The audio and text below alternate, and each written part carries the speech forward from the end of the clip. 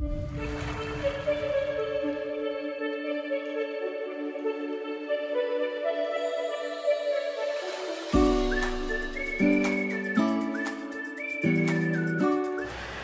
assalamualaikum warahmatullahi wabarakatuh. Kembali lagi di channel gua, yaitu channel Bang Ari. Nah, kali ini kita agak sedikit berbeda, gitu ya. Kita dapat bintang tamu, Bang Safei. Nah, ini kita udah masuk ke dalam konten bedah jurusan ya. Waduh, ya. Karena memang mengingat bulan-bulan ini ada UTBK, bulan depan ada SIMAK UI ya, masalah SIMAK UI. Jadi kita pengen coba memberikan pencerahan kepada teman-teman yang pengen masuk UI ataupun jurusan-jurusan lain konteks sekarang ini, tapi kita akan membahas tentang jurusannya Bang Safei. Oke, apa kabar Bang Safei?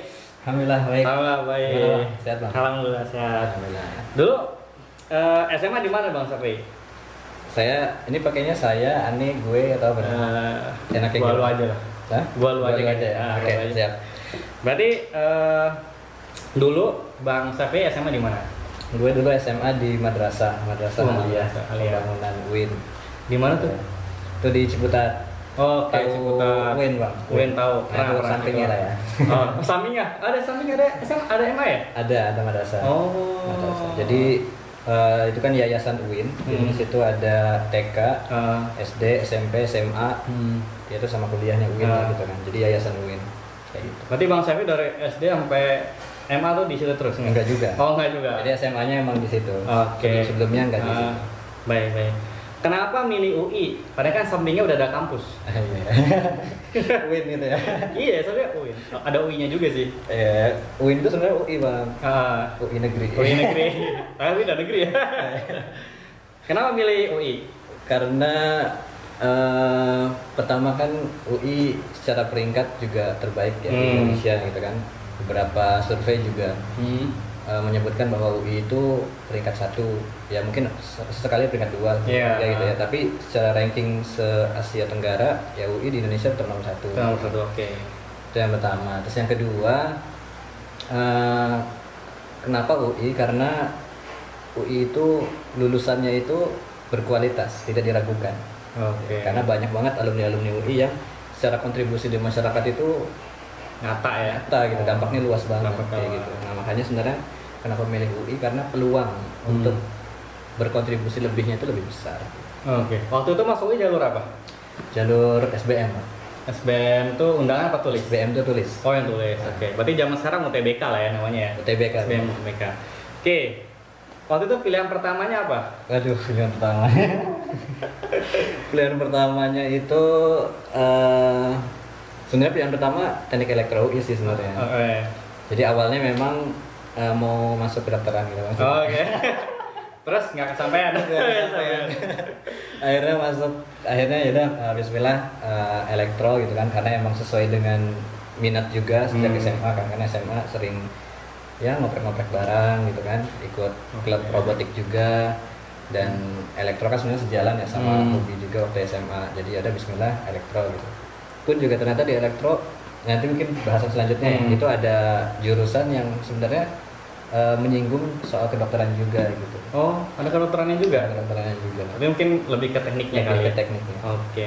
Berarti pilihan pertama Bang Safei ini teknik elektro. Jadi teman-teman yang udah milih elektro ini bisa nih nonton video ini. Oke. Dan lolos ya? Alhamdulillah lolos. Alhamdulillah ya. Oh ya, udah boleh. Oh iya, benar.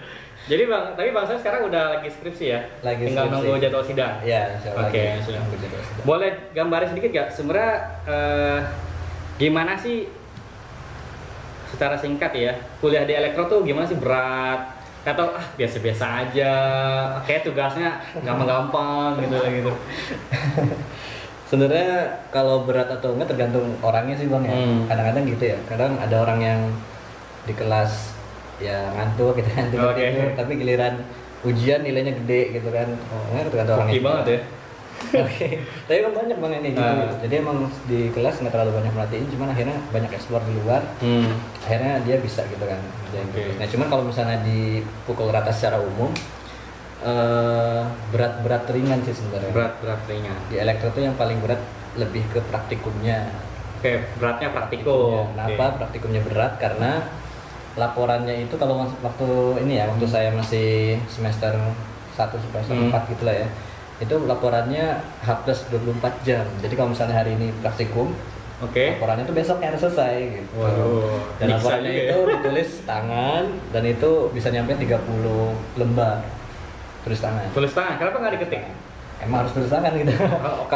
Kalau diketik itu rentan copy paste gitu kan. Tapi beda kalau misalnya ditulis, itu biasanya lebih nyangkut lah materi-materinya kayak gitu. Berarti pakai apa, kertas folio atau HPS. HPS. HPS. Nah, itu bisa sampai 30 lembar. Capek juga ya. Tulis tangan praktikum. Ya. Dan 1 minggu itu bisa 2 sampai 3 praktikum gitu. Nah, itu bisa jadi sehari atau 2 hari, mungkin 3 hari begadang gitu. Begadang guys. Mungkin beratnya di situ ya. Itu praktikumnya. Jadi teman-teman harus suka begadang ya. Begadang tapi harus ada artinya, Bang. Oh, ada artinya ya, kayak lagu ya. Tapi di satu sisi berarti sisanya selain praktikum insya Allah mudah ini bisa. Ya. Yang penting pertama ngikutin ininya ya di kelas gitu kan, sama explore di luar gitu. Karena memang banyak juga pemahaman yang sebenarnya nggak didapat di kelas gitu, tapi explore di luar, dari senior, dari buku, dari teman diskusi segala macam. Baik. Itu sedikit gambaran ya buat perkuliahan di elektro. Nah, di elektro itu kan kabarnya itu gimana tuh kabarnya? Kayak misalnya divisi ya, kalau divisi kan kayak komunikasi ada peminatan. Nah, betul. Di elektro itu ada peminatan juga nggak sih? Nah, di elektro itu ada peminatan juga, ada 4 Bang. Oh, udah. Jadi sebelumnya itu ada 5. Tapi akhirnya 1 jadi jurusan sendiri gitu. Jadi jurusan sendiri. Jadi kalau misalnya bilang elektro itu sebenarnya ada lagi jurusan-jurusannya. Jadi kalau misalnya bilang departemen teknik elektro itu nanti ada jurusannya lagi. Ada teknik elektro gitu ya, kemudian teknik komputer, sama satu lagi teknik biomedis yang tadi dimention gitu. Nah, ini teknik biomedis ini nanti ada related ke kedokteran itu, ilmu biologi, ilmu kedokteran. Oh, itu yang biomedis ya? Itu yang biomedis. Berarti teknik komputer udah ada jurusannya tuh berarti ya? Ya, itu jurusan sendiri, biomedis jurusan sendiri, terus ada elektro jurusan sendiri. Nah, di elektro dibagi lagi peminatannya, sama kayak tadi komunikasi ada peminatannya lagi. Nah, di elektro itu ada 4 peminatan, Bang. 4, apa aja tuh? Nah, yang pertama itu ada tenaga listrik. Listrik. Itu biasanya orang-orang nyebutnya arus kuat. Yang PLN ya, enggak cuma PLN sebenarnya. Berarti bisa benerin listrik ya? Bisa. Bisa. Bisa manggil anak elektro buat benerin listrik tuh ya. Yang kedua apa tuh? Dan yang kedua ada teknik kendali. Ya, teknik kendali. Terus yang ketiga ada teknik telekomunikasi. Sama yang keempat ada elektronika. Itu yang biasanya apa sih, tahu ini nggak, papan elektronik gitu, nyolder, ada komponen-komponennya. Nah, itu biasanya elektronika tuh berkutat sama biasanya yang suka ngoprek-ngoprek tuh ini apa sih, mesin-mesin komputer dioprek-oprek gitu kan, ada RAM segala macam. Berarti kayak kipas angin, TV tuh bisa tuh ya, di servis. Perintilan banget kerjaannya elektro ya. Enggak. Bahkan ada yang bilang elektro ngapain sih, yang biasanya ngukur ke rumah itu ya. Ukur apa? Oh, yang ukur yang gitu. Ya listrik ya, tahu. Padahal nggak sesimpel itu. Terus difoto kan untuk listrik biasa gitu. Oke. Berarti peminatannya Bang Safe ini apa? Kalau gua sendiri teknik kendali. Teknik kendali. Lebih ke pemrograman. Lebih ke algoritma gitu. Tapi dengar-dengar nih guys ya, skripsinya Bang Safe ini keren sebenarnya.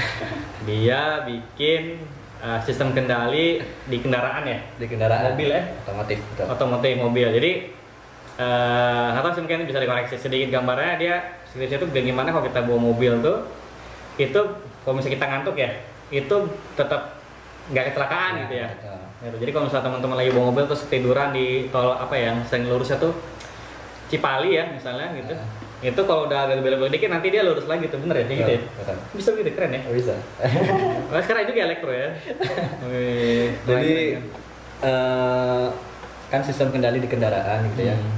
Dan memang latar belakangnya itu banyak banget kecelakaan kan ya di lalu lintas gitu kan. Berarti keresahannya tingkat kecelakaan tinggi. Betul, karena emang berdasarkan riset itu dari WHO ya, itu katanya 90% dari kecelakaan itu karena pengemudi. Oh, bukan karena mobilnya ya? Bukan karena mobilnya. 90% karena kesalahan pengemudi. Entah itu dia ngantuk, entah itu dia lelah, nggak fokus gitu kan, atau sakit, lagi sakit, ugal-ugalan gitu. atau lagi mabuk ya. Metro mini ya ugal-ugalan. Nah itu berangkat dari permasalahan itu, akhirnya muncullah riset gitu, riset di bidang otomotif untuk mengurangi tingkat kecelakaan lalu lintas. Oh, oke. Nah jadi skripsi yang sekarang lagi saya teliti itu adalah sistem bantuan untuk pengemudi supaya mengurangi tingkat kecelakaan itu. Nah fokusnya sendiri kalau dari gue sendiri itu supaya mobilnya tetap berada di track yang benar gitu, di jalannya gitu. Jadi kalau misalnya teman-teman bawa mobil kan biasanya ngantuk tuh kalau misalnya tracknya lurus gitu kan, ada hambatan kayak gitu-gitulah. Nah biasanya kan agak minggir terus kaget, akhirnya entah itu nabrak ke batas jalan, entah itu nabrak mobil sebelahnya atau kayak gimana. Nah kalau ini dia secara otomatis menjaga tetap berada di tengah di antara dua marka jalan. Keren. Jadi kalau misalnya gua bawa mobil nih, terus ngantuk kan aja tinggal gitu. Itu bisa. Wah keren banget. Keren banget. Jadi emang ya aman tuh ya. Jadi ini juga jadi hikmah juga bahwa sebenarnya kita tuh kalau bikin skripsi ya itu juga kalau bisa bermanfaat ya, secara praktisnya ya. Ada orang bikin ya udah tuh asal lulus aja. Nih Bang Safe ini bikin skripsi karena keresahan, karena emang dan ya luar biasa kalau misalnya ini bisa di penelitiannya lebih lanjut ya, mungkin di S2 S3 ini mungkin bisa makin paten lagi buat ini teknologinya. Oke, baik. Keren. Nah, Bang Safe, kalau di elektro itu mungkin atau teman-teman Bang Safe yang udah senior udah lulus ya, atau Bang Safe sendiri gitu ya. Biasanya setelah lulus tuh anak elektro banyak kemana? Prospek kerjanya biasanya teman-teman yang nonton ini biasanya nyarinya tuh ya prospek kerjanya apa gitu. Bukan gue juga ngajar kan di anak SMA gitu, pasti kerjanya di mana, ntar kemana gajinya berapa gitu kan kisarannya. Nah kalau anak elektro tuh gimana tuh Bang?